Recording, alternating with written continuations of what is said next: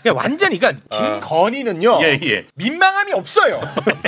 사이다 헤드라인. 자 그러면 먼저 빤스 숙의 윤석열에 대한 이야기를 해볼까 합니다. 윤석열에 대한 체포영장 집행을 위해서 특검팀이 이 구치소로 또 들어갔거든요. 네. 어떻게 됐습니까? 무산됐습니다. 오전 8시 25분께 서울구치소에 체포영장 집행을 하러 들어갔는데 네. 9시 40분께 집행을 중단을 했거든요. 일단 특검팀의 설명은 윤석열 측에서 강력하게 저항을 했다라고 하고 네, 공지를 띄웠죠. 네, 체포영장 집행에 전혀 지금 협조를 하지 않았다라고 합니다. 그래서 윤석열의 완강한 거부로 부상 등의 우려가 있다는 현장 의견이 제기가 됐고 그래서 그 의견을 받아들여서 오늘 오전 9시 40분 집행을 중단했다. 네. 이렇게 입장을 밝혔고요. 그리고 지금 특검팀이 그 서울구치소에서 철수하고 나서 윤석열이 의무실로 갔다라고 해요. 윤석열은 지금 조금 신난 것 같아요. 그렇습니다. 예, 의무실에 지금 또 거기 에어컨 나오지 않겠습니까? 거기 또 낮잠 또 한 방 때리면은 꿀맛이거든. 그리고 윤석열 변호인 측에서 또 매불쇼 시작하기 전 기자회견을 했거든요. 근데 일방적인 어떤 아직까지는 특검팀에서 요 변호인단 입장에 대해서 아직 특검팀의 입장이 나온 건 없습니다만 윤석열 변호인 쪽에 당시 상황에 대한 얘기는 이렇습니다. 10명 정도 이제 양쪽에서 팔다리를 붙잡았다. 그리고 호송차에 넣으려고 했는데 윤석열이 완강하게 거부를 하니까 앉아있는 의자를 들고 옮기려고 했다가 의자가 뒤로 빠졌고 그래서 윤석열이 땅바닥에 철썩 떨어지는 상황이 발생했다. 그림이 왜 이렇게 아니 지금 말인데 비디오처럼 보여요. 그렇습니다. 그리고 너무 세게 잡아당겨서 윤석열이 팔이 빠질 것 같아요 라고 뭐 이렇게까지 얘기를 했다라고 하고요. 아무튼 이런 어떤 거에 대해서 윤석열 변호인 쪽에서는 법적 대응하겠다라는 입장까지 밝혔습니다. 우리가 이제 그동안에 항상 아니 이거 빨리 좀 그냥 체포영장 집행해 힘써서라도 그런 얘기를 했는데 그럴 때마다 나왔던 얘기가 윤석열, 한동훈 이런 애들은 이 독직 폭행으로 프레임 전환시켜가지고 또 특검팀을 공경에 처하게 만들 거다 이런 얘기를 했는데 그대로 가네요 또. 그렇죠. 지금 하던 수법이니까 뭐 그대로 먹힐 거라고 생각하고 하는 것 같은데 사실 현장에서 변호인들이 공무집행 방해를 하지 않았는지를 따지는 게 우선이잖아요. 적법한 영장 집행을 하는데 방해를 했을 가능성이 높아 보이니까. 변호인들이 변호인들 그게 겁나니까 더 세게 뭐 들어 나오는 건지 모르겠는데 자기들이 마치 당한 것처럼. 어느 현장에서도 이런 뉴스를 들어보신 적이 없잖아요. 체포하는 상황에서 아니 그쪽이 난동 부리고 그러면 테이저건까지 쏘고 뭐 공포탄도 발사하고 막 이러는 게 체포 현장이란 말이에요. 그게. 그러니까요. 근데 이거는 뭘 의자에 들어가지고 뭐 앉히다 말이야. 오늘은 또 드레스 코드 얘기는 안 나오네. 웬일로? 참 별걸 다 체포 현장에서 따지고 앉았으니 이거. 아니 그래서 그럼 뭐 어떻게 해야 된다는 거야 얘네들은? 아니 근데 지난번에 공수처에서 체포할 때는 총으로 막았잖아요. 공수처에 뭐 총 보여줘라 해서 그때도 한번 내려왔다가 그다음에 2차 집행에서 겨우 성공을 한 것인데 이번에는 구치소에 수감되어 있는 윤석열 총이 아니라 이번에 힘으로 막은 거 아닙니까? 결국에는 구치소에서 교도관들이 쓰는 물리력과 윤석열이 버틴 거 중에 윤석열이 이겨버린 거나 마찬가지예요. 이러면 안 돼. 이게 공권력이 윤석열의 힘에 밀린다는 게 말이나 됩니까? 안 돼, 저는 그래서 이건 구치소나 또 특검에서도 의지가 박약하거나 아니 무능한 거죠. 이거 어떻게 설명할 겁니까 국민들 앞에? 그래서 앞으로는 그럼 뭐 한 100kg 넘어가지고 힘쓰고 막 배때지 눕고 누워가지고 팔 아파요 이러면은 집행 안 할 겁니까? 그래서 저는 이 사안은 굉장히 좀 심각하게 받아들여야 된다고 보고요. 저는 진짜 이제 마지막 기회다. 저는 이제 오늘까지 중단한 거 정말 뚜껑 열리는데 한 번 더 이제 발부 받아서 체포영장 집행하면은 진짜 반드시 성공시켜야 된다. 안 그러면 정말 대한민국은 법치국가라고 좀 부를 수가 없습니다. 의무실 가서 누워 있으니까 침대에 묶어가지고 밀고 나오면 어때? 좋은 나올 것 같아. 차라리 그게 낫겠다. 고무옷으로 묶는 것도 괜찮을 것 같아요. 이런 얘기까지 해야 되나? 진짜 나 너무 하지 말고 그걸로 특검 광화문까지 의원 그걸로 그냥 가자. 그냥 걸어갈게. 제발 좀 이 뭡니까? 그러니까 너무 답답해서 하는 말이잖아요. 근데 멀미나겠는데 거리가 너무 멀어갖고. 아니 이거 뭐 어떻게 뭐 대한민국이 어떻게 될 겁니까? 일단 이거. 그 집행 현장에서 그렇게 반항하고 물리력을 썼으면 수갑을 채웠어야죠. 그렇죠. 수갑을 뒤로 채웠어야지. 그럼 왜 안 채우는 거야? 그러니까 수갑을 뒤로 채웠으면 쓸 수 있는 게 다리밖에 없는데 다리로 해봤자 그거 다리 안 올라가거든. 내가 장담하건데 절대로 45도 이상 안 올라가. 아니 근데 왜 자꾸 그 윤석열의 이런 투정을 다 받아줘야 되는지를 모르겠어요. 근데 저는 여기서 문제가 뭐냐면 어쨌든 물리적으로 막는다고 해서 집행이 안 되면 그건 말이 안 되잖아요. 그 방해하는 사람들을 공무집행 방해로 체포를 해야 되는 거거든요. 그게 뭐 누구든지 간에. 근데 저 여기서 제일 안타까운 게 뭐냐면 누구 하나 책임지고 이걸 완수하겠다라는 공무원이 없는 것 같아요. 심지어 법무부 장관께서도 어제 협조하라고 공문을 보냈는데도 명의 안 쓰고 있는 거 아니겠습니까? 이거 저 굉장히 심각한 문제라고 생각이 들어서 이거 정말 법치주의를 우리가 지킬 것이냐 포기할 거냐에 저는 기로에 와 있기 때문에 정말 직을 걸고 이거 수행할 사람이 현재 없는 게 이 비극의 모든 원인이 아니냐 저 그런 생각이 듭니다. 아니 지금 어느 쪽의 문제인 거예요? 그러면 이거는 본질적으로는 저는 구치소의 문제로 봅니다. 어쨌든 특검도 나가서 지휘는 했는데 들어가서 끄집어내는 쪽은 이제 교도관들이니까 이제 거기에 일단 1차 책임은 있고 특검도 조금 더 강력하게 이 부분은 했었어야 되는데 1시간 만에 또 물러나고 철수하니까 이런 모습은 너무 좋지 않은 시그널이고 이렇게 가면요 윤석열 쪽에서 오히려 역공하기 더 좋습니다. 역공 나오라는 얘기 아니에요. 오히려 더 강력하게 나가서 제압을 할 생각을 해야지 어떻게 밀려가지고 또 역공을 당합니까? 있을 수 없는 일이라고 생각합니다. 지금 그러면 변호인단 측에서도 또 법적 대응한다 그러는 거고 그렇죠. 그 전에 또 뭐 처음 듣는 시민단체이긴 한데 서민민생대책위원회인가 여기에서 또 민중기 특검 그리고 정성호 장관 고발했습니다. 고발을 했어요. 또 모욕 명예훼손으로 빤스 얘기했다고. 그거 이제 공개적으로 언론에 이제 알리게 했다고. 아니 빤스만 입은 놈이 잘못된 거지. 아니 그러니까 이렇게 어찌됐든 고발당하면 최소한 불편은 날 거 아닙니까? 그렇죠. 언제까지 이렇게 갈 거냐 이겁니다. 언제까지? 근데 형사 고소 고발은 오히려 간단해요. 왜냐면 그거 소환할 필요가 없거든. 각하하면 되거든. 각하. 그러니까 오히려 당하는 입장에서 곤란한 건 민사상의 손해배상 청구가 들어오면 어쨌든 답변서 내고 대응을 해야 되잖아. 그러니까 법원에서 알아서 각하시켜주진 않으니까. 그런가요? 형사 고소고발은 신경 안 써도 돼요. 이런 논리가 있어요. 그러니까 그 인권을 보장해줘야 되는데 그 이미 구금돼 있는데 왜 체포영장을 발부해서 끌어가는 것이며 또 가더라도 진술 거부를 하겠다고 여러 차례 명확히 밝혔는데 그거를 강제로 들고 가면 뭐 하는 거냐. 결국 인권 침해 아니냐 이런 식의 얘기가 있습니다. 그냥 논리적으로만 따져보면 뭐 틀린 얘기라고 할 수는 없어요. 그런데 이 본질을 따져보시면 이게 지금 단순히 구금된 사람을 조사하는 문제와 관련해서 가서 방문 조사를 할 것이냐 출석 조사를 시킬 것이냐의 문제로 혼동을 시키고 있어요. 지금 그런 차원의 문제가 아니거든요. 이거는 다른 사건으로 구속된 피의자가 출석을 거부하니까 체포영장을 법원이 발부해 준 거란 말이에요. 그러니까 영장을 집행할 책임이 생겼어요. 특검에는. 그리고 그거를 함께 조력을 해서 도와야 되는 집행 현장에 있어야 되는 사람들이 교도관이고 근데 그 인권 보장을 윤석열을 기준으로 할 이유도 없고 그럴 상황도 아닌 거예요. 그렇죠. 지금. 그리고 본인들 주장처럼 진술 거부를 할 건데 왜 데려가느냐. 가서 진술 거부를 하란 말이에요. 진술 거부는 조사하는 상황에서 해야지. 그럼 앞으로 누구든지 체포영장 발부되면은 나 진술 거부할 거니까 안 가고 나 체포 안 당하겠다. 그리고 오면은 누워가지고 일단 옷부터 벗고 이거를 지금 방치되는 상황이라는 거는 공익적 측면에서 이익 형량을 보다 지금 인권을 가지고 이걸 막아야 된다는 차원은 아닌 것 같아요. 아무리 생각해도. 그렇습니다. 그리고 그런 보장을 하려면 일반 시민들한테 먼저 그렇게 해서 이게 어느 정도 관행이 되고 안정화된 다음에 얘기를 하는 게 윤석열한테 뭐 적용되는 말든 얘기가 되는 거죠. 윤석열부터 시작해야 되는 얘기는 아니에요. 아니 그리고 국민들도 열받는 게 뭐냐면 최순실도 체포영장 발부받아서 데리고 왔거든요. 근데 수위 입혀가지고 특검까지 왔고 그때 뭐 최순실이 여기 민주주의 특검 아니라고 얘기했는데 엘리베이터 앞에서 막 강하게 저항도 합니다. 그때 교도관들이 엘리베이터에 그냥 집어넣어버려요. 그거 지휘한 사람이 윤석열입니다. 근데 인제 와서 본인 차례 되니까 나는 못 받겠다. 그러니까 이게 말이 됩니까? 거기다가 윤석열한테만은 형사소송법에 난로되어 있는 거 시로 바꿔주고 즉시한 거 포기해서 내보내주고 이번에 체포영장 집행도 안 해주고 왜 이렇게 특혜를 계속 베푸냐는 거예요. 내란 수괴범한테 더 엄정하게 법이 집행돼야 되는 게 옳은 거 아닙니까? 전 정말 누구 하나 내 직을 걸고 내가 책임질 테니까 하자. 이 공무원이 대한민국에 어떻게 한 명이 없습니까?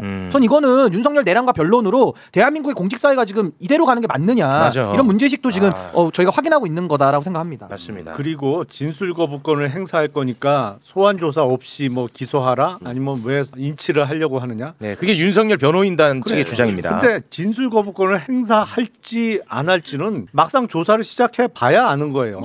조사하는 사람이 슬슬 구슬리든지 아니면 뭐랄까 대답을 할 수밖에 없는 질문을 탁 던져서 입을 열게 할 수도 있는 거고 그리고 피의자에 대한 조사 없이 기소할지 조사를 하고 아니 시도는 적어도 하고 기소할지를 검사가 결정하지 조사받을 피의자가 결정해요. 그러니까 말이 안 되는 말이 거지. 안 되지. 아직도 지가 검찰총장인 줄 아는 것 같아요. 아직도 윤석열 언제까지 냅둬야 굉장히 정말 짜증이 많이 납니다. 그러면 어찌됐든 간에 이번에 발부된 체포영장은 이제 끝났네. 사실상 그렇죠. 오늘 지나가면 끝나는 건데 뭐 오후에 재집행할 생각은 없어 보이니까. 사실은 이게 교도관의 정당한 직무집행이잖아요. 그 영장에 닿아서 조력하는 거는 교도관의 정당한 직무집행에 완력을 행사해가지고 거부한 거거든요. 지금 그렇게 되면 징벌방에 들어가야 되는 거예요. 교도소 내 재소자 징계 절차가 있단 말이에요. 행정법상으로. 그러면 그 절차라도 해야죠. 그거 해야 되겠다. 그거 해야 되겠네. 당장 징벌방. 그거 딱 들어가면 0.7평인가 그렇거든. 그렇습니까? 딱 낑겨 있어야 되는데 워낙 체구도 가냘프고 하니까.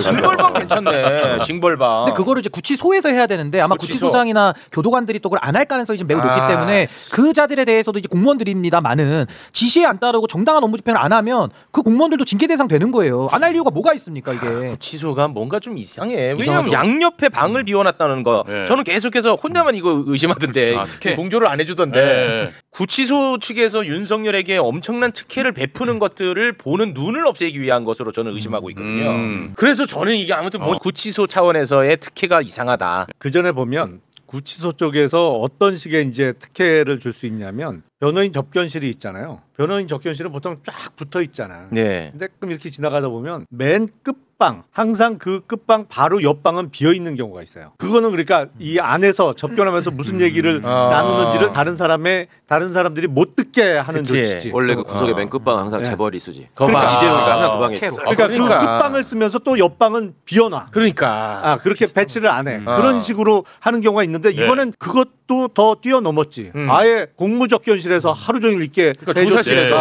그거 지금 완전 미친 겁니다. 구치소 내에서 지금 벌어지는 일들이. 그리고 저는 하나가 더 우려되는 게 뭐냐면요. 특검이 좀 안이하게 전 보고 있다고 생각하는데 그럼 체포영장 시한 다 됐으니까 또 발부받겠다는 거 아닙니까? 그럼 법원 입장에서 생각을 해보면 법원이 발부한 영장인데 집행을 안 해요. 그럼 영장을 또 왜 내주겠습니까? 그러니까. 니들 내줘도 집행도 못하잖아. 그럼 영장 기각할 수도 있어요. 그러니까 이게 저는 그렇게 생각해요. 법원에서 발부한 영장을 대한민국에서 누가 막습니까? 대법원장도 못 막는 게 영장이에요. 과거에 대법원장 양승태도 구속당했어요. 대법원장도 못 막는 게 영장인데 이걸 윤석열이가 체중으로 힘으로 막는다? 말이 됩니까 이게? 옷을 벗든지 말든지 무조건 집행을 해야 되는 것이죠. 목숨 걸고 해야 되는 거죠. 아니 그리고 징벌방 얘기를 하셨는데 징벌방 가야 돼. 아니 가야 된다는 건 맞지. 근데 그것도 안 가려고 그러면 어떡해? 그럼 복도에 재워. 어떻게 해요? 그럼 징벌방 넣는 거야. 진짜로 묶어가지고 갖다 던져놓지. 그건 뒤집어. 그건 돼요? 아니 그렇게 하듯이 이번에 끌어냈어요. 그러니까. 자, 빤스숙의 윤석열에 대한 이야기는 이 정도로 정리를 하고요. 그렇게 되면은 지금 윤석열 다음 이제 이상민이가 거의 뭐 최측근이었는데 이상민 구속됐고 이제 한덕수 남았잖아요. 한덕수. 야, 근데 와 오늘 나온 보도 보니까 한덕수는 영원히 빈 못 보겠는데. 뭐가 또 나왔어요? 내란의 밤 때 국무총리를 보좌하는 국무조정실이 있어요. 국무조정실의 지휘로 내란의 밤 때 국무조정실의 지휘로 대한민국 정부 기관을 폐쇄를 시키고 대학교도 폐쇄시킨 것 아닌가 하는 의혹이 지금 나오고 있어요. 이거 엄청 커. 처음 듣는데? 그러니까 이 내란 비상계엄 당일에 문체부 산하에 한예종이라는 한예종 학교가 있습니다. 근데 학교를 지금 폐쇄를 했거든요. 내란 당일 때. 실제 폐쇄를 했습니다. 그래서 특검이 이 한국예술종합학교 김대진 총장을 참고인으로 불러서 조사를 했거든요. 이 조사를 했는데 뭘 조사했냐면 당시 이제 국무조정실 총무기획관실 비상계획팀장이 있었는데 이 팀장이 지난해 12월 3일 밤에 11시 4분경 당직 총사령관실에 유선으로 전화를 겁니다. 그래서 행정기관 출입 통제를 통보를 했고요. 이 당직자가 이걸 또 당직 총사령에게 보고를 하고 중앙행정기관에 지시를 전파를 했다고 하거든요. 그러니까 정확하게 국무조정실에서 당직 총사령실로 이 지시를 내리고 그 사령실에서 각 부처로 지시가 하달이 됐다는 건데 이 부분을 이제 들여다보겠다는 각 거고. 부처로 이제 하달했다는 건 뭐냐면 정부기관들 폐쇄하는 거야. 정부기관 폐쇄하고 대학교 폐쇄. 이게 실제로 실행이 됐다. 실행이 된 게 한예종입니다. 그게 만약에 한덕수가 지시를 한 것이다라고 하면 이건 뭐 영원히 빈 못 보는 거죠. 국무조정실이 총리 지시 없이 이런 걸 했다? 이건 어렵죠. 상당히. 그거는 또 정부 구성에 대해서는 잘 아실 테니까 어떻게 보십니까? 그 총리 밑에 대통령 밑에는 왜 비서실이 있고 안보실이 있고 경호처가 있잖아요. 그런 것처럼 총리 밑에는 국무조정실하고 총리 비서실이 있습니다. 국무조정실장이 장관급이에요. 이때 국무조정실장 했던 사람이 방기선이라는 사람인데 기재부 차관 출신인데 이게 박근혜 때 그 행정관을 하면서 최상목이 비서관, 방기선이 행정관 이러면서 문체부 블랙리스트 뭐 이런 거 지시하고 했던 사람이거든.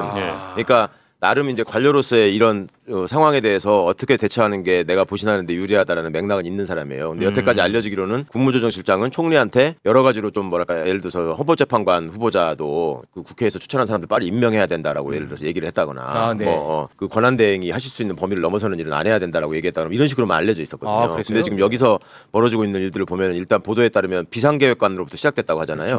이 비상계획관은 군 전역자들이 되게 맡아서 합니다. 연관장교들, 대령들, 예비역 대령들이나 이런 사람들이 하니까 군계통으로 연락을 받고 이거를 폐쇄하라고 지시했을 가능성도 있어 보이거든요. 그러니까 이거는 특검이 확인을 해서 해야 될 일인데 어쨌거나 정부기관 폐쇄에 들어갔다라고 하는 거는 계엄령을 집행하는 상황까지 간 거니까 이건 반드시 밝혀져야 될 얘기긴 하죠. 와, 이거 엄청난 일이야 이거. 그러니까 이게 그 방송사에 대한 단전 단수 그건 이제 언론을 장악하기 위한 하나의 방법이고 이제는 국무조정실을 통해 가지고 결국에는 대학교까지 폐쇄에 들어갔다는 것은 이거 친위 쿠데타 스스로 입증을 하는 거거든요. 그래서 저는 국무총리의 지시가 없이는 국무조정실은 움직일 수 있는 그런 조직이 아니기 때문에 사실 이 부분은 한덕수에 대해서 조사할 때 굉장히 이건 중요하게 좀 들여다봐야 될 부분이다라는 생각이 듭니다. 알겠습니다. 한덕수 굉장히 상황 어렵게 됐습니다. 그렇습니다. 자, 그리고 희대 악인 김건희 이야기를 나눠볼까 합니다. 어제 처음으로 김건희는 제대로 된 조사를 받았습니다. 근데 시간으로 보면은 사실 좀 짧아. 뭐 중간에 바쁘고 하니까 10시 23분에 이제 조사 시작해가지고 휴식 시간도 있고 또 점심 식사 시간도 있고 그래서 결국은 보니까 6시간 받았더라고. 조사 시간으로만 보면 얼마 안 받았네. 얼마 안 받았어요. 혐의가 워낙 방대한데. 그렇습니다. 그리고 이제 조서를 이제 열람을 하고 김건희는 저녁 8시 55분에 귀가를 했는데요. 귀가하는 모습 잠깐 영상으로 보겠습니다.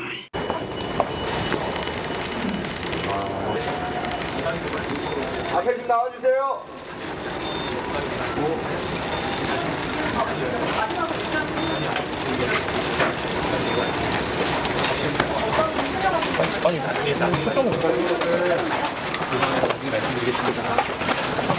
양해 주셔서 감사합니다. 신발이 커서 천천히 걷는 거죠? 신발이 약간 덜렁덜렁하더라고. 아니 그리고 옆에서 자꾸 건강이 안 좋으셔서 이렇게 얘기를 하니까 안 좋은 척은 해야 될 거 아니야. 거기 맞추는 거예요. 거기서 씩씩하게 막 걸어나갈 수는 없잖아요. 근데 원래 그 며칠 전까지는 못 걷지 않았었나요? 그랬나요? 걷잖아요. 아니 근데 그 며칠 전에 또 아산병원 갈 때는 씩씩하게 거의 뛰어내리던데. 카니발에서. 휠체어 탔었거든. 네, 맞아요. 근데 이제는 또 다시 걸을 수 있게 돼갖고 좀 다행이다 싶었습니다. 김건희 이제 조사를 받고 나왔는데 어떤 조사를 받았는지에 대해서 조금씩 지금 보도가 되고 있습니다.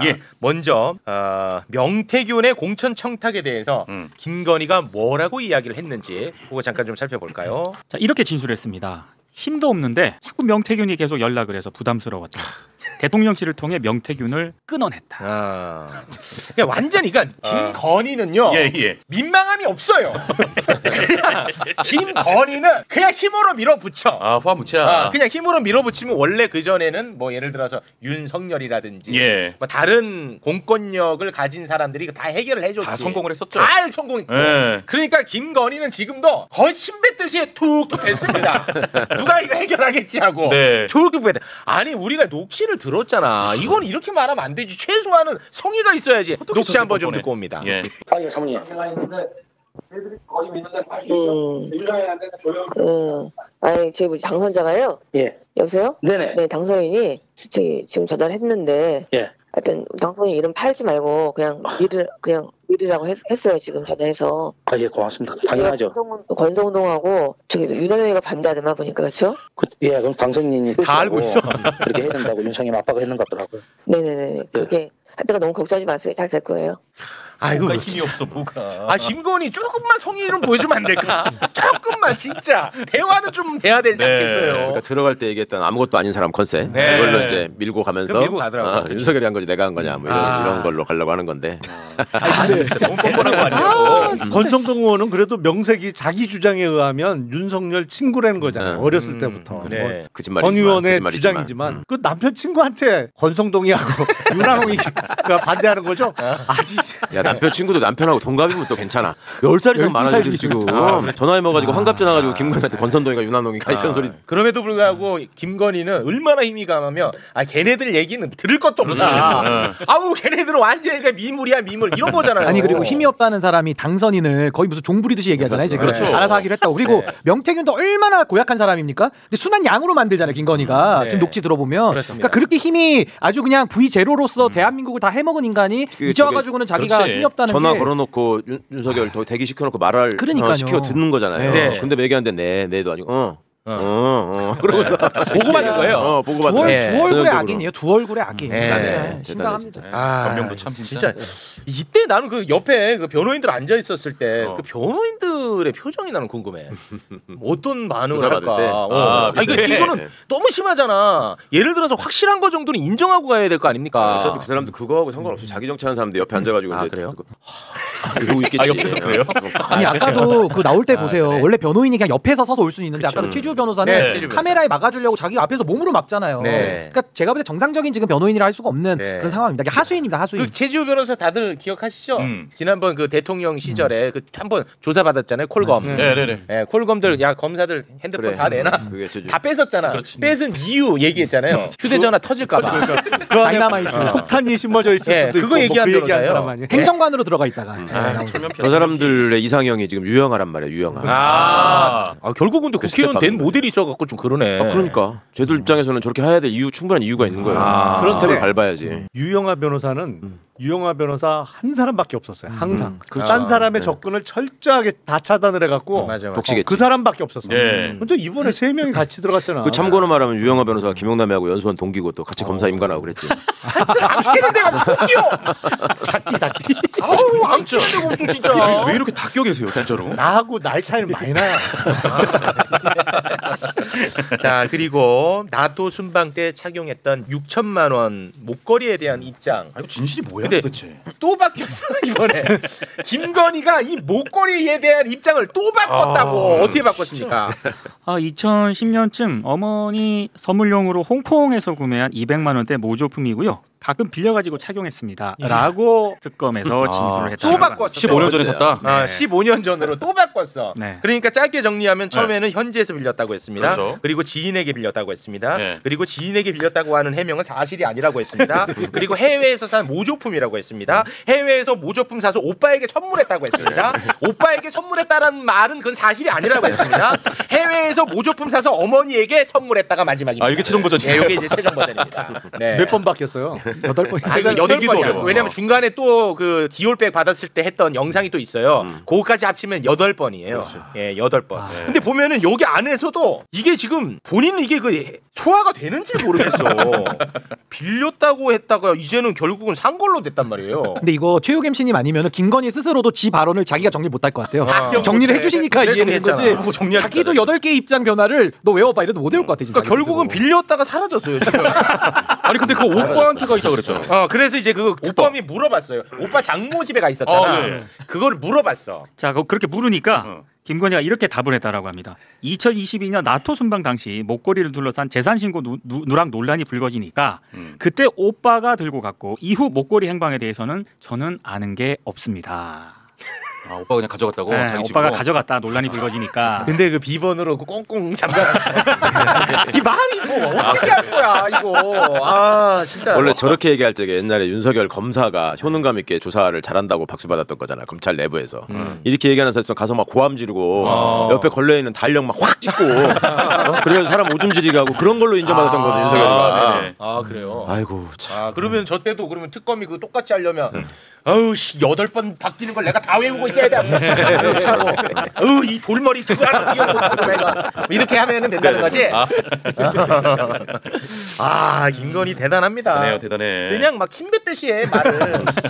어디다 뱉은지도 기억도 안 해. 다 거짓말이야. 다 그냥 모든 게 다 거짓말. 다 거짓말. 요 입장 마지막 입장도 또 언제 어떻게 바뀌는지 또 봐야 돼. 또 봐야 돼. 또 바뀌어 또. 자 그리고 건진법사 통한 통일교의 청탁에 대한 김건희의 입장입니다. 뭔지가 좀 궁금한데 뭐 예를 들어 뭐 샤넬백도 건넸다 그러고 뭐 인삼차도 건넸다 그러고 막 많았잖아요. 네, 많았죠 여기. 그거에 대해서는 어떤 입장인지 잠깐 좀 살펴볼까요? 자, 건진법사에게 명품 받은 사실 자체가 없다 이렇게 진술을 했고요. 그리고 건진법사가 주로 이제 건의2로 연락을 했잖아요. 근데 그 건의2 전화번호는 내가 아니라 행정관이 사용을 한 것이다. 이렇게 진술을 했습니다. 근데 이게 이 장면을 내가 진짜 영상으로 한번 보고 싶어요. 이것과 관련한 조사를 받는 장면. 왜냐하면 김건희하고 통일교 2인자 윤영호하고 통화한 녹취가 있다는 거야. 녹취를 좀 소개를 해주시겠습니까? 그 한겨레 보도 보시면 되겠습니다. 이 보면은 2022년 7월에 김건희하고 윤영호가 통화를 했다는 거야. 통화를 해서 아이고 그때 그 주신 인삼차 너무 고맙게 잘 받았다고 김건희가 그런 얘기를 했다는 거야. 그러니까 특검은 야 이거 뭐야 이거 나왔는데요. 그러니까 김건희는 그거는요 건진법사가 인삼차 받은 건데 내가 대신 고맙다고 말해준 거라고. 근데 또 공동체야 뭐야? 근데 또 보잖아. 문자를 또 나눠 주고받은 게 있어. 그러면 그거 보면은 김건희가 인삼차를 먹고 건강해졌다. 막 그런 내용이 또 나와. 진짜 모르겠다 이제. 그러니까 김건희가 물건을 잘 받았다더라. 여사님께서 건강이 좋아지셨다라고 한다. 이런 내용의 문자 메시지를 보냈어요. 윤영호가 건진법사에게. 이거 어떻게 정리하려고 그러는지 모르겠어. 아니 그러니까 방금 얘기한 대로 건진법사가 받아서 고맙다고 얘기한 거면 건진이 받은 게 내가 받은 거하고 똑같은 거잖아요. 본인은 그런 입장을 견지하고 있는. 그러면 그게 경제적 공동체지. 그러면 그라프 목걸이도 건진까지는 관계 확인됐잖아 지금. 윤영호 씨가 통일교 잃어버렸다고 했죠. 건진까지 갔으면 김건희가 받은 거하고 똑같은 거지. 결국엔 건진이 받은 게 내가 받은 거하고 똑같아서 내가 감사하다고 보냈을 정도면. 그러니까 김건희는 무슨 거짓말을 숨쉬듯 해. 인삼차는 100% 받았다고 봐야 돼요. 나오잖아. 그거 먹고 이제 건강해졌다고 난리만 지들끼리 난리인데. 근데 이상한 게 어떻게 비싼 거는 다 잃어버리고 싼 것만 전달이 되냐 이거야. 아니 근데 여기서 얘기하는 인삼차가 아마 우리가 먹는 인삼차 그게 아닐 거예요. 그게 고가에 정관장 매장 가면 난 보기만 하고 사진은 못했는데 깜짝 놀랄 정도로 비싼 게 있더라고. 그러니까 6년근 그 인삼 중에 가장 잘생긴 거. 보통 인삼은 사람의 형태하고 흡사할수록 좋다고 그러더라고요. 그런 거 중에 고르고 골라서 만든 게 있더라고. 근데 그거는 오칠한 나무 함에다가 하는 아니 그거 있어. 가격대가 정말 깜짝 놀랄 정도로 비싸. 무슨 인삼이 산삼만큼 비싸. 자 그리고 이제 도이치모터스 주가 조작에 대한 조사가 있었는데 요 부분은 또 마침 그 도이치모터스 최초의 고발자 지금 나와 계시고 최초의 폭로자 또 한 분은 오늘 잠시 후에 다른 이슈 때문에 나와 계신 분이 계시거든요. 저분과 잠깐 이야기를 나눌 테니까요. 자 5분만 있다가 만나겠습니다. 뉴스타파의 시민부 기자가 세상에 처음으로 알린 거거든요. 맞습니다. 자 도이치모터스 주가 조작과 관련해 가지고는 김건희가 뭐라고 얘기했습니까? 믿을 수 없지만 이렇게 얘기했다라고 합니다. 서울대 석사 과정 중이라 주식에 저는 신경 쓸 겨를이 없었어요. 와 이거 신박하다.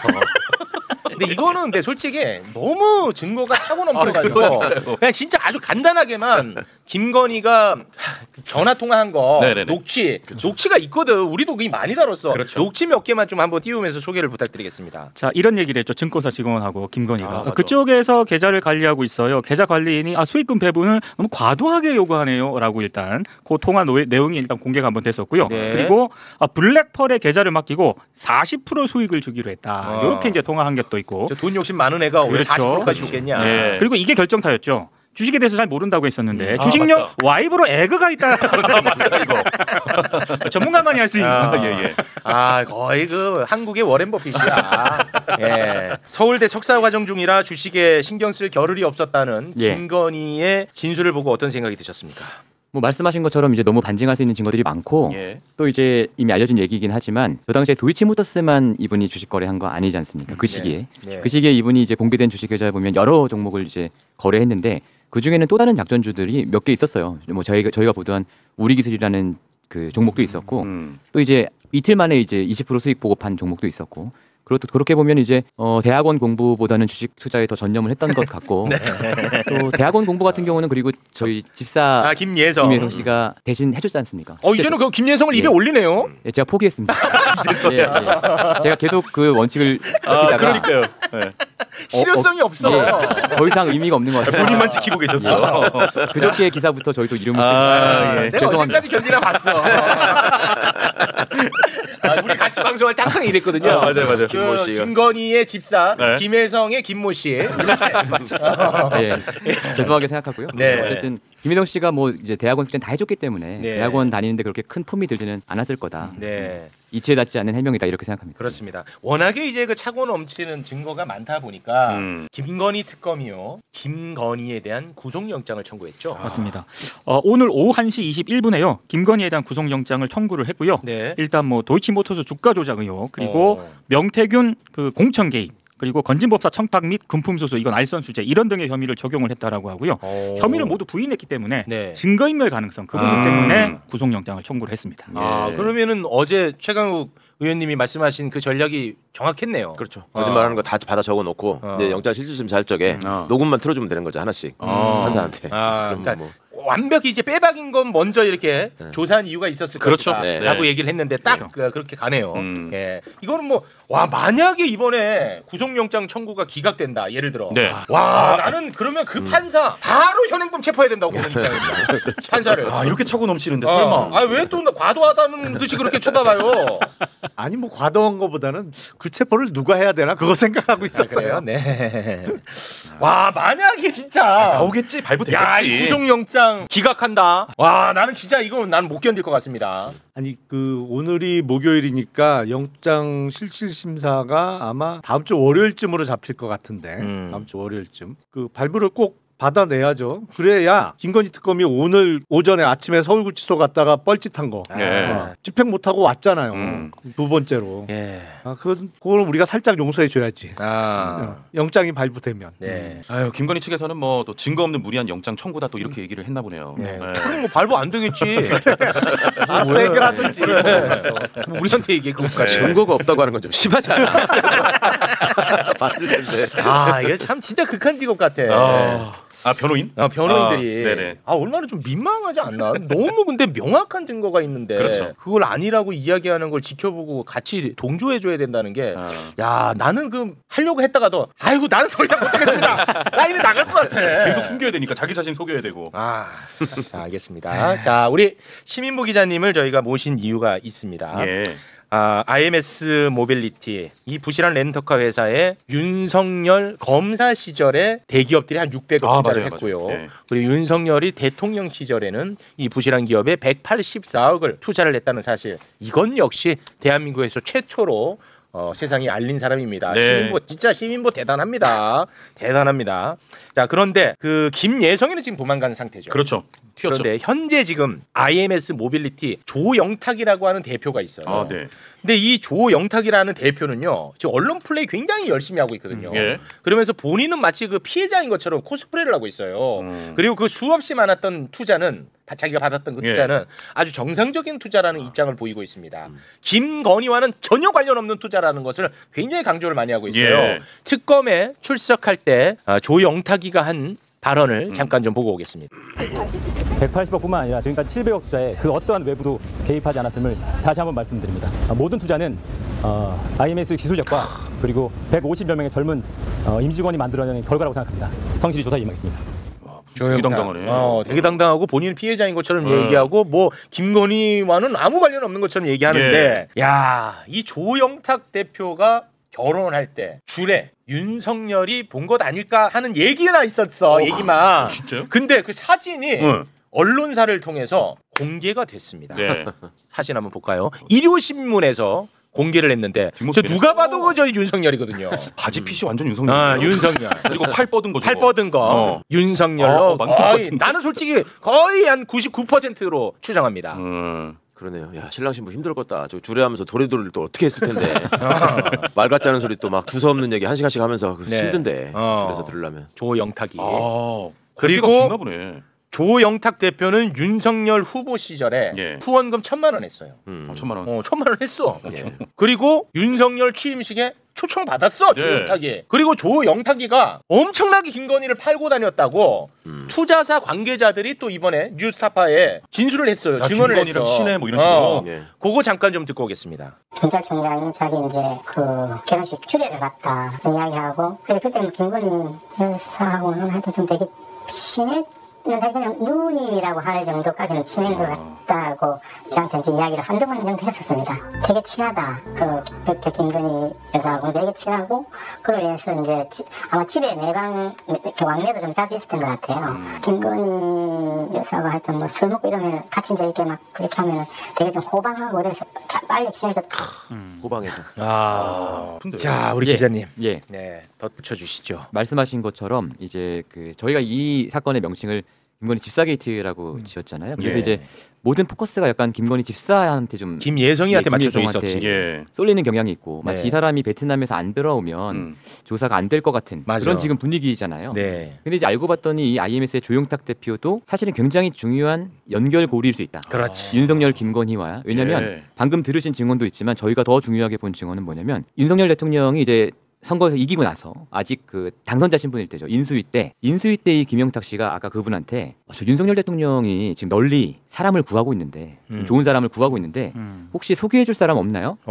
인사 추천이네. 예, 이렇게 물어봤다는 거예요. 그래서 제가 혹시 그게 이 조영탁이라는 사람이 자신의 백그라운드를 과시하려고 그냥 하는 얘기 아니냐? 그랬더니 이 투자업계 관계자분께서 하는 말은 아니 그건 이미 다 했고 과거에 이미 다 해서 자기들은 알고 있었거든요.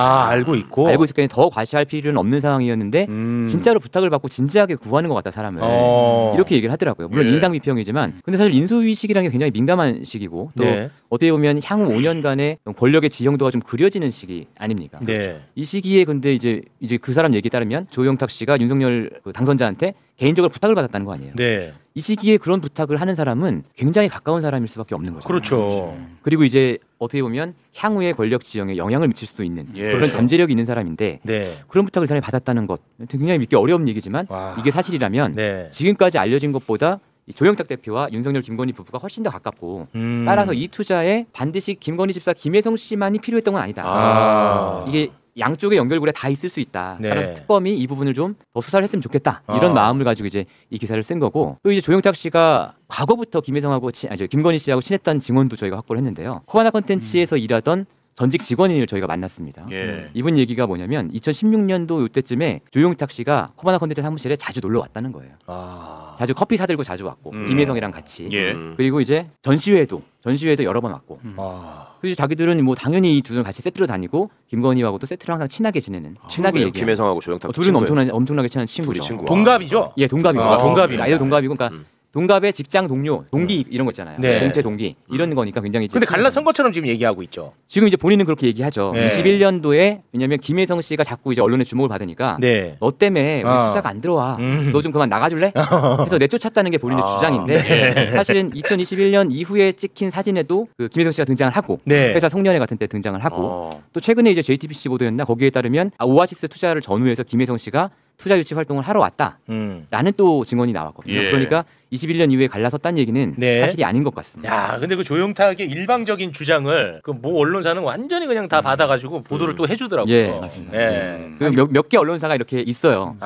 요 사건과 관련해서 경제지 중에서 조영탁 씨나 조현상 HS 회장 이런 사람들 입장을 이제 잘 대변해주는 몇 개 언론사가 있는데 그리고 이제 그런 기사가 있었습니다. 그 경향신문 기사인데 김혜성 씨가 2019년에 코바나 컨텐츠 전시회에 가서 100만 원어치 카드를 긁었는데 이게 비마이카의 법인 카드였다. 이런 이제 기사가 있었는데 여기에 대해서 이제 조영탁 씨가 아니 그 진짜 별거 아닙니다. 별거 아니고 가서 뭐 액자 한두 개 사고 뭐 이런 건데 뭐 이 카드를 잘못 냈나 보죠. 뭐 이런 식으로 해명을 했어요. 그런데 사실은 그 전부터 이 비마이카하고 코바나 컨텐츠 전시회에는 굉장히 큰 관계가 있었다.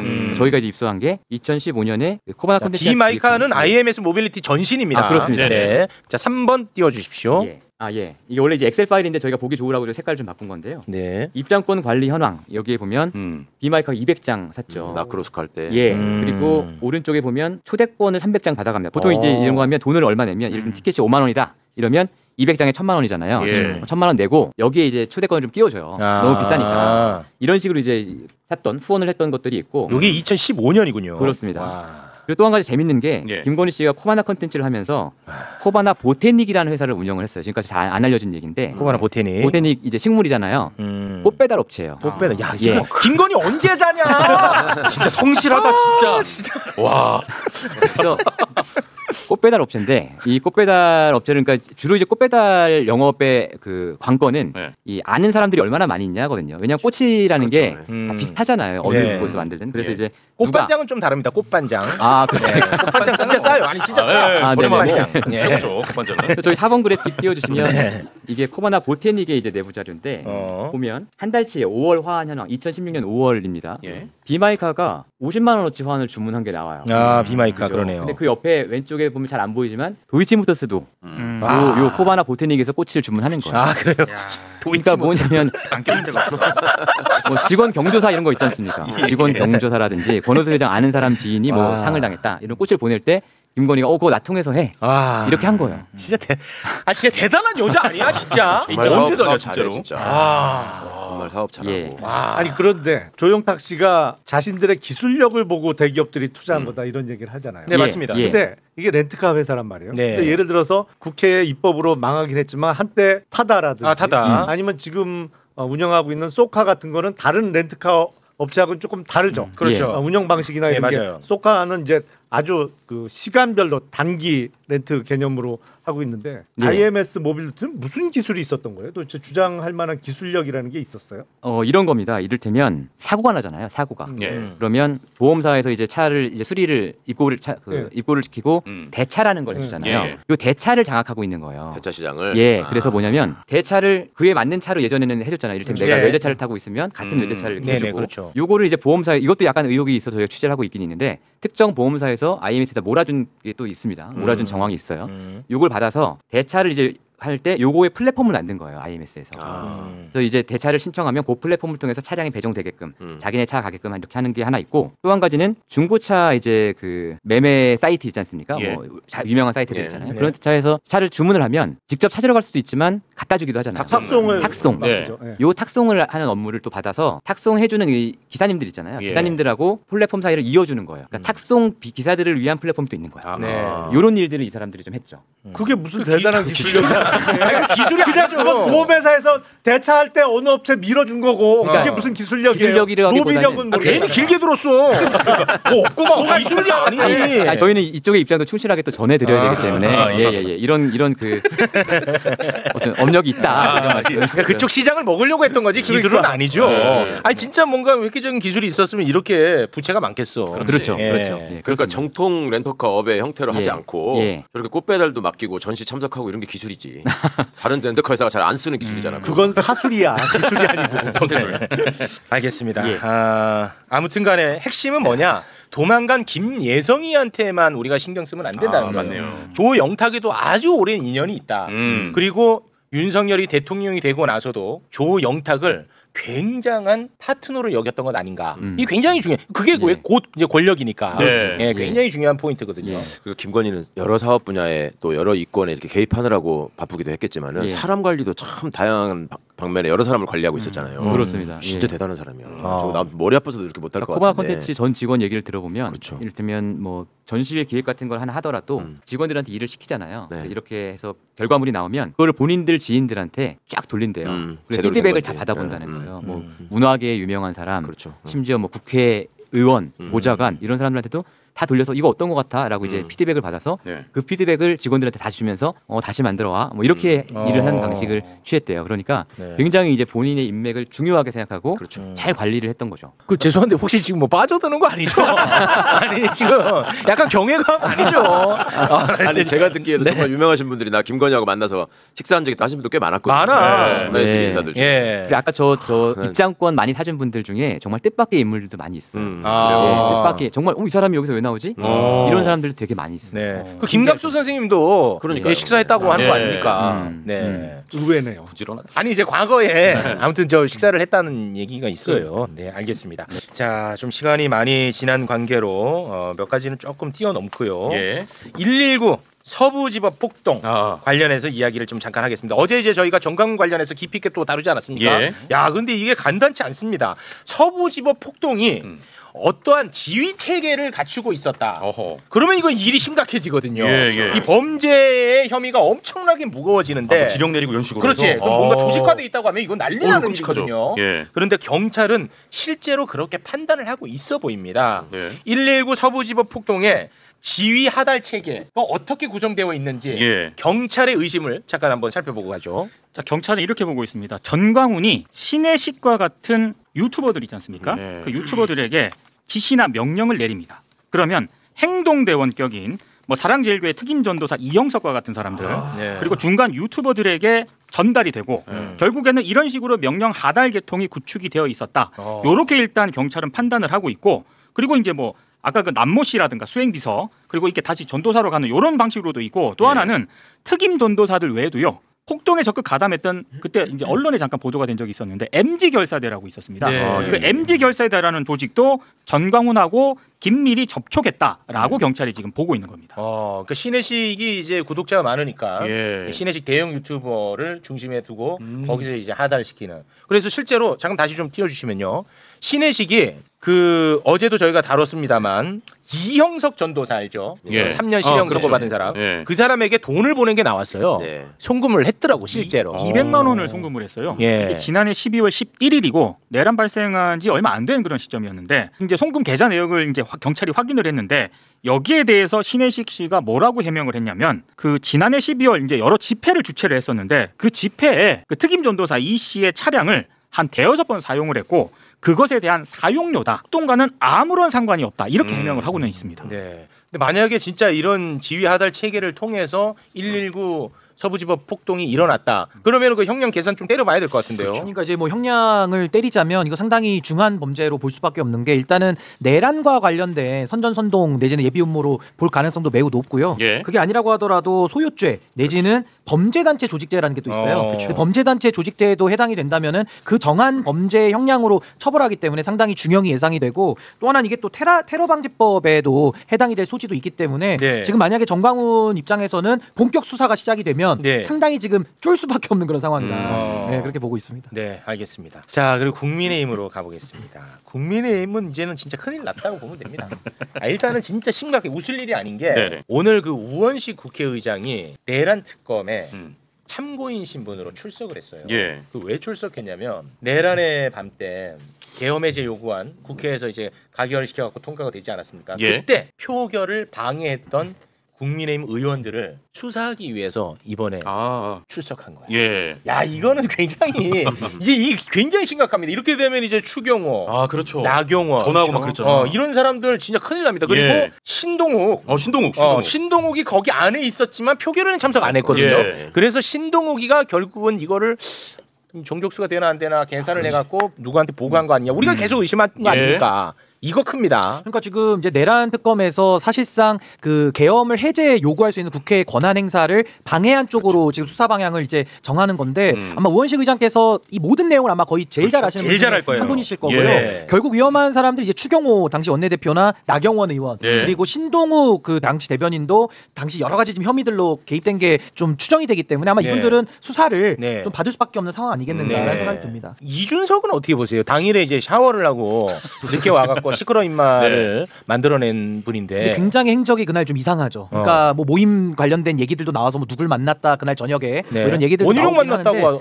또 원희룡하고 당시 송원석 뭐 여러 의원들 이름이 좀 나와요. 그러니까 당시에 그 만난 의원들과 어떤 식의 이야기를 나눴는지 우리가 알 수는 없지만 그날 갑자기 본 집에 갔다 오잖아요. 그리고 또 뭐 씻고 나왔다라는 얘기를 하는데 샤워하고 나오는 동안에 이미 다 뭐 국회에는 다 모여 있고 그 상황에서 본인은 뒤늦게 왔는데도 담도 안 들어가면서 겉에서 쇼잉만 했기 때문에 아마 이준석 의원의 행적도 아마 이번에 압수수색도 들어갔으니까 또 관련된 증거들이 뭐가 나오면은 범죄 단서가 나오면 또 수사할 수 있는 여지가 있지 않을까. 만약에 그날 이제 식사 자리가 있었다는 거 아닙니까? 그 식사 자리에서 내란과 관련된 이야기를 주고 받았다 예를 들어. 그러면 형량 때려볼 수 있어요? 형량 계산기? 아니 근데 그거는 일단 그 당시에 모임 자리에서 만약에 그런 얘기까지 미리 보고받았다라고 하고 미리 논의했다라고 하면은 내란 공범되는 거니까. 공범되는 굉장히 심각한 문제일 거고 아직 그 부분까지는 좀 확인이 좀 돼야 될 절차들이 좀 남아 있으니까. 근데 당일에 행적이 너무 이상한 거는 좀 설명이 잘 안 돼요. 이거는 대선 후보 토론회 때도 이재명 당시 후보가 여러 차례 물어본 내용인데 자꾸 말을 삥삥 돌리면서 더 깊이 들어오지 말라는 약간 자기 방어적 기재는 좀 나온 게 있어서 아마 그 부분도 충분히 필요하면 수사가 이루어져야 되지 않나 싶습니다.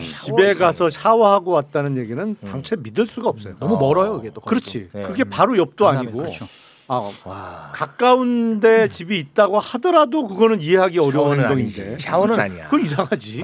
아니 거기 왜 샤워하고 꽃단장하고 갈 필요가 뭐가 있어요? 국회 표결하는데. 아니 근데 카메라 또 찍히니까. 그때부터 맘 먹은 거지. 카메라 찍히니까. 시끄러이만 하고 이제. 그래도 좀 이상하지.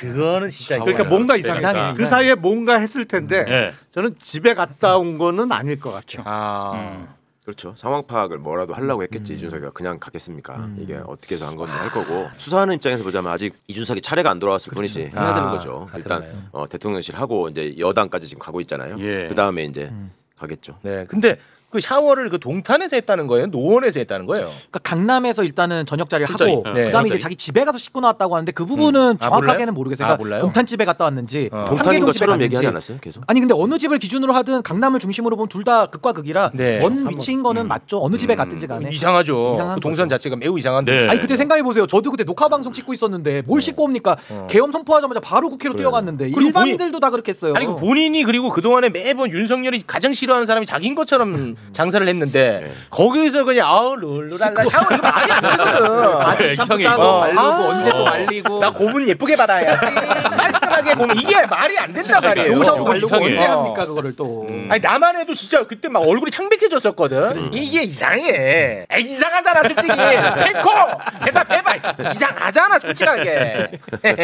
알겠습니다. 아무튼 국민의힘 이것도 이제 쉽지 않고요. 또 특검에서 수사 안 하더라도 거의 지금 또 자멸의 길로 가고 있는 듯한 모양새입니다. 극우화되고 있는 국민의힘 심각해. 전환길이가 당대표 되고 싶은 사람들 나한테 면접 봐야지 라고 통보를 하자. 바로 김문수하고 장동혁이 봐야죠 라고 얘기를 했어. 그러자 당내에서도 야, 이 국민의힘 이거는 아니지. 우리 왜 극우화된다. 이건 아니다. 전환길한테 면접은 보지 마라. 막 그렇게 막 비판의 목소리가 많이 나왔어요. 그러자 김문수는 면접 본다고 했다가 슬슬 연기를 해. 그리고 장동혁은 면접을 보러 갔어. 장동혁은 갔고 갔어.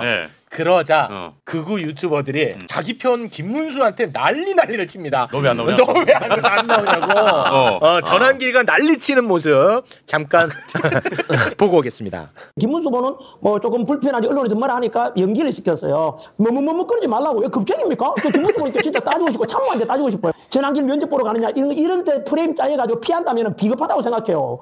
저렇게 한 거야. 그러니까 김문수가 깜짝 놀라가지고 오늘 면접 봤어.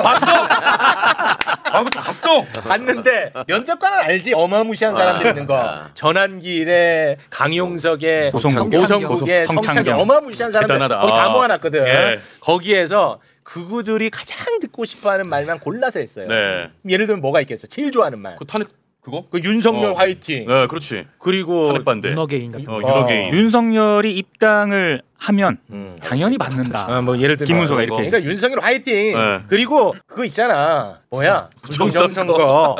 잠깐 보고 오겠습니다. 윤석열 대통령 하더라도 그분이 계엄을 한 것 아닙니까? 계엄한 거 저는 찬성 안 합니다. 그러나 그분이 계엄을 해서 누가 죽었거나 다쳤거나 그 6시간 만에 계엄이 해제되고 없지 않습니까? 윤석열 대통령이 비록 서울구치소 갇혀있지만 절대 혼자가 아니다. 이 전 세계가 주목하고 있다. 저는 이미 선거 때도 그랬습니다만 사전투표 제도는 없애겠다. 저보다 더 부정선거를 많이 하는 분이 누가 있겠습니까? 팩트 폭행을 하는데 윤석열은 혼자가 아니다. 김건희가 곧 들어갈 거다. 전 세계가 주목한다. 빤스 사건. 맞아. 저거 팩트 폭행을 하네. 그러니까 김문수는 진짜 나쁜 게 선거 때 대선 때는 또 절하고 사과하고 쇼를 했잖아요. 또 이제 본색 드러나는 거예요. 그러니까 대쪽이라고 하지 마 제발. 국민의힘은 진짜 망종인 게 어차피 김문수 아니면 장동혁 둘 중에 하나거든요. 정말 이렇게 갈 때까지 또 가는 거니까. 하기 직전에 왜 여론조사 발표됐는데 김문수 1등, 장동혁 2등 뭐 이렇게 나오더만요, 진짜. 그리고 오늘 이제 당 대표 원래 이제 출마하신 분들이 5분이거든요. 5명 올려주세요. 이렇게 이제 5명이 출마했잖아요. 제가 그때도 말씀드렸지만 왼쪽으로 갈수록 빨개집니다. 그리고 주진우는 뭔지를 몰라요.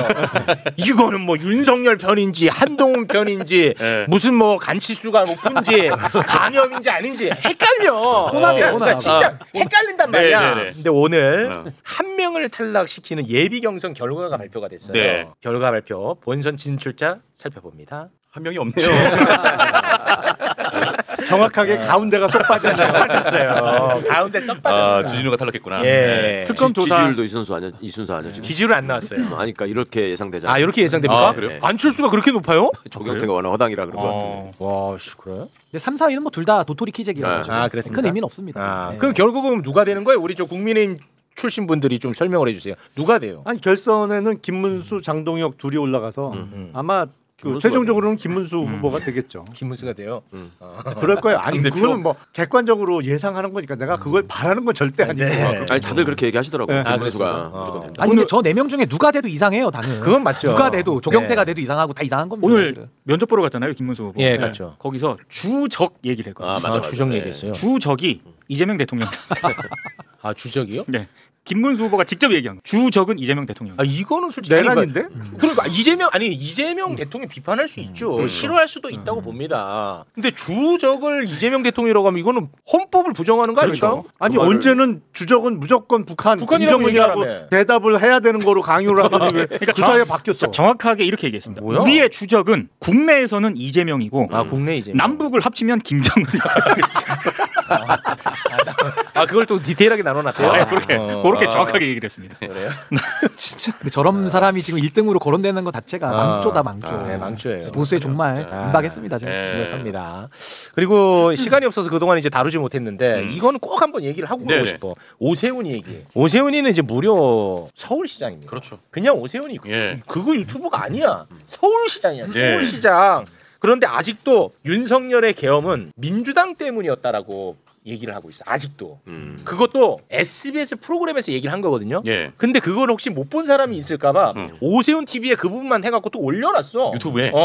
자 어떤 내용인지 잠깐 함께 듣고 오겠습니다. 사실 뭐 내란이라고 많이 하지만 그 계엄을 선포하게 된 과정에 있어서 지금은 다 잊어버리셨겠지만 그 당시의 야당이 과도하게 국정에 전념할 수 없도록 모든 것을 다 뭐 특검을 도입하자 또 모든 것을 전부 다 행정부가 돌아가지 못하도록 발목을 잡은 게 하나의 원인이었던 건 분명한 사실이죠. 저 사람들 너무 되게 변호사인데. 근데 이 말이 너무 마음에 들었나 봐요. 그래서 그 오세훈 TV에 이 부분만 딱 올려놨어. 이 부분만. 원래 제목은 계엄을 왜 했을까?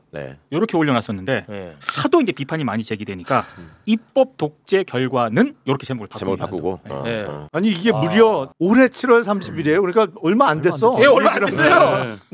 내년 서울시장에 또 나오겠다는 거구만. 나오겠죠. 그걸 그래서 저지하는 거잖아요. 내란당의 후보가 되기 위한 발버둥인데 아니 세상에 살인을 정당화할 수 있습니까? 범죄인데. 근데 살인보다 더 상위 레벨인 내란을 갖다가 뭘로 지금 정당화하겠다고 저렇게 입을 나불나불 하는 건지 정말 한심하고 저래서 정말 국민의힘은 위헌정당 해산을 하든지 안 하더라도 국민들의 손에 의해서 영구 청산이 돼야 되는 거예요. 저런 인식을 갖고 있는 한은 어떻게 내란을 저런 식으로 야당 탓으로 또 시대를 되돌려가지고 정당화하려는 시도 자체가 정말 국민들이 이제 더 이상 봐줄 수가 없습니다. 정말로. 오세훈 시장이 지금 4번째 임기예요. 그러니까 이미 4선 서울시장이야. 물론 우리 지방자치단체장은 3번까지밖에 못하도록 되어 있는데 중간에 쉰 게 있기 때문에 연속 3번에는 안 걸려서 내년에 5선 도전을 하겠다는 건데 아니 뭘 했다고 서울시장을 5번을 하겠다는 거예요. 너무해. 아니 서울 시민분들 진짜 아니 뭐 시민은 뭐라고 안 할게요.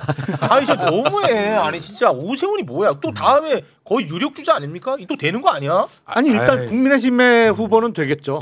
국힘 후보는 무조건 될 거예요. 근데 이제 김문수의 선택이 중요하겠죠. 아무래도 이제 공천을 그러니까 당 대표가 된다는 전자에서는 이제 김문수와 서로 호흡을 맞추기 위해서 벌써부터 좀 빌드업하는 거 아닌가? 무조건 될까요? 나경원이 가만히 있을 것 같은데 무조건 되긴 안 할 것 같은데. 나경원이. 근데 경선 붙이면 오세훈 시장이 이기겠죠. 그러니까 아예 그냥 제끼고 전략으로 누굴 꺾기 전에는 경선해 갖고 오세훈 시장을 국힘 내부에서 꺾을 사람은 없을 거예요. 아니 근데 지난 그 대선 국면에 오세훈이가 대선 불출마 선언하자마자 명태균 관련해서 오세훈이가 싹 사라져 버렸어요. 그 전까지 맨날 오세훈 다뤘거든. 그 이거는 뭐 어떻게 받아들여야 돼? 그 좀 순서가 많이 좀 뒤로 밀려 있는 느낌이에요. 그렇죠. 그러니까 김건희 특검이 워낙 지금 정리하기 방대하다 보니까 명태균 특검도 조금 뒤로 밀린 느낌이고 그 안에서도 지금 순위가 조금 지연된 느낌은 있는데 오세훈 시장 이슈는 아직 밝혀진 게 하나도 없기 때문에 수사로서 이건 좀 확인이 돼야 될 필요가 매우 큰 사안이죠. 그럼 명태균 입장에서 오세훈이 후보되는 거를 가만히 안 놔둘 것 같은데 껍데기 벗긴다고 했잖아.